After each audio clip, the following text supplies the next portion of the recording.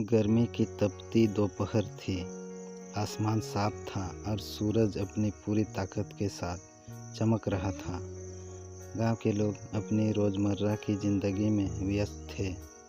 तभी अचानक हवा का झोंका आया और देखते ही देखते आसमान काले बादलों से भर गया। तेज़ हवाएं चलने लगीं और माहौल में घबराहट हो गई। सुधीर, जो गांव का किसान था, खेत में काम कर रहा था। उसने देखा कि बादल अचानक गहराने लगे हैं। वह समझ गया कि एक बड़ी बारिश आने वाली है। वह जल्दी से अपने घर की ओर दौड़ पड़ा। घर पहुंचते ही उसने अपनी पत्नी से कहा, शालिनी, जल्दी से खिड़कियां और दरवाजे बंद कर लो। लगता है आज तूफान आने वाला है।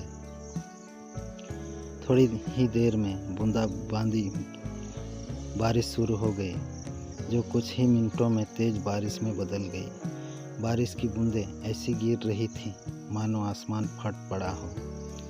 हवा की रफ्तार भी इतनी तेज़ थी कि पेड़ झुकने लगे।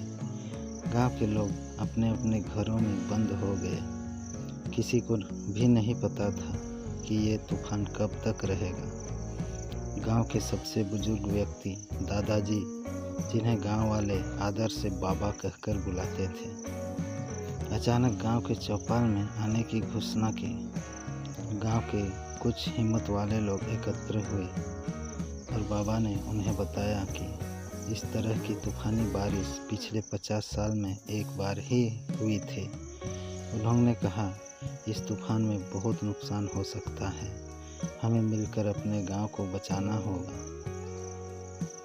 सभी गांव वाले तुरंत अपने अपने घरों से बाहर निकले और सबसे पहले खेतों में खड़ी फसलों को बचाने के लिए हाथ मिलाया। सुधीर और उसके साथी ने बड़े बड़े तिरपाल उठाए और फसलों को ढकने का प्रयास किया, लेकिन बारिश इतनी तेज थी कि तिरपाल भी उड़ने लगे। तभी सुधीर को एक तरकीब सूझी। उसने गांव वालों से कहा, तिरपाल को लकड़ी के खंभों से बांध दो, इससे ये उड़ेंगे नहीं।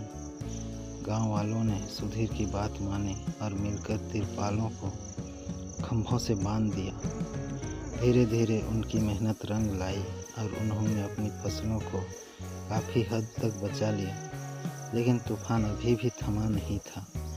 हवा और बारिश की मारक शक्ति बढ़ती जा रही थी।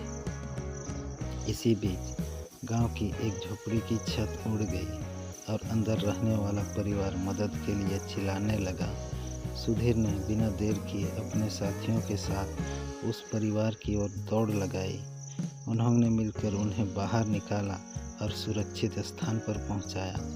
बारिश की धार और तूफान के थपेड़े लगातार उनकी हिम्मत को चुनौती दे रही थी, लेकिन गांव वाले एकजुट होकर हर समस्या का सामना कर रहे थे। आखिरकार कई घंटों की कोशिश और हिम्मत के बाद तूफान थम गया। बारिश रुक गई और आसमान में फिर से सूरज निकल आया। गांव वालों ने एक दूसरे को देखा और राहत की सांस ली। सुधीर ने बाबा से कहा, आपकी सलाह और हमारे मिलजुल कर काम करने की वजह से ही हम इस तूफान से लड़ पाए। बाबा मुस्कुराए और बोले, तूफान चाहे कितना भी बड़ा हो, अगर हम सब एक साथ मिलकर उसका सामना करें तो कोई भी चुनौती हमें हरा नहीं सकती। उस दिन गांव वालों ने फिर एक बार समझ लिया कि एकता में ही असली ताकत होती है।